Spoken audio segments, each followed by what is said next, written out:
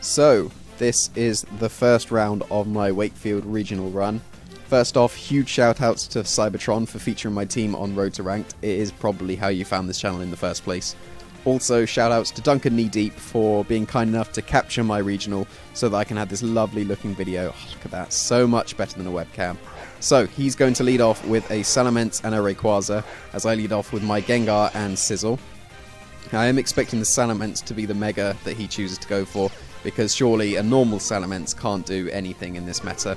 He's going to get the Intimidate onto my Scizor, which is quite annoying because it's a physical attacker, but he is actually going to choose to Mega Evolve his Rayquaza instead. So he's opting for the strong winds over the Aerialate, but now I'm going to be facing a normal Salamence this match, which is quite amusing. So there goes the strong winds. Now my Icy Winds are only 2 times super effective. I'm going to protect my Scizor from the potential Fire move or Dragon's Ascent from the Rayquaza.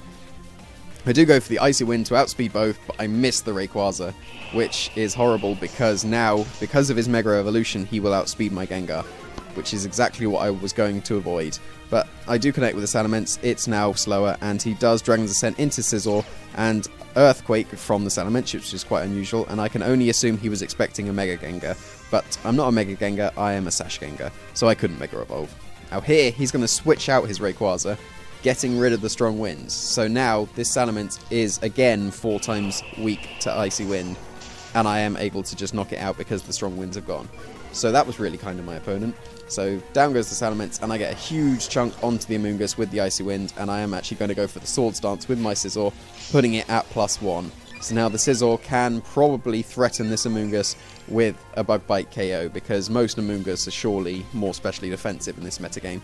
He could have brought in his Rayquaza, outspeeding both my Pokemon, but he does choose to go into his Dialga here, and I don't want Trick Room to go up, so I'm going to risk the Mental Herb and taunt this Dialga. No Mental Herb, no Trick Room, he goes for Fire Blast, and he actually targets down my Gengar. So that was very confusing, because he could have just Fire Blasted my Scizor, knocked out my Scizor, and got the Spore off against my Gengar, and he would have been in a really good position. But, for some reason, he Fire Blasted my Gengar. I can only assume it was a misclick, but then you'll see later on that it probably wasn't, and I don't know what the opponent was thinking of, because now I'm going to Bullet Punch the Rayquaza at +1, it just does just under half, and Icy Wind is now 2 times super effective again against this Rayquaza, and not quite going to knock it out because of it. But I am going to reduce its speed, so I definitely outspeed it, but I already outsped it with the Icy Wind, so it must not be a max speed Rayquaza, so I am thinking it's going to be Adamant, and my Scizor has no chance of surviving this, but I do survive, with quite a decent amount of HP, and it is actually a Life Orb Rayquaza as well, so I have no idea what the spread on this Rayquaza is, and he is going to Fire Blast again, not going for my Scizor, going for my Gengar. It is able to pick up the knockout, but why was he not Fire Blasting my Scizor there?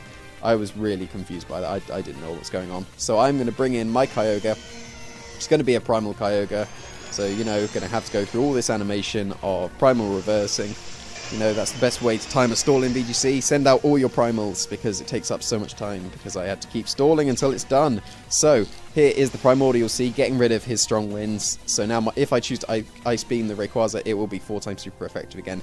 He doesn't want to get Bullet Punch, so he's going to Extreme Speed KO my Scizor, which is a good play, because I was going for the Bullet Punch onto the Rayquaza, and the critical hit almost certainly did not matter.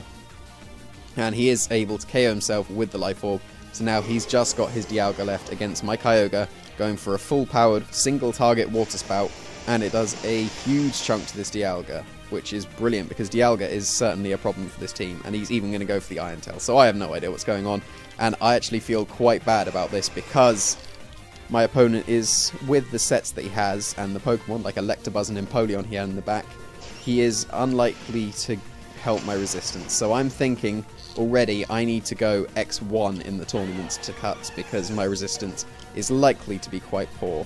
So I'm going to have to do quite a good run in this tournament, and I wasn't feeling too good about the tournament going into it, because this was a team that was just half working at the beginning, so, you know, let's find out how I do in Game 2.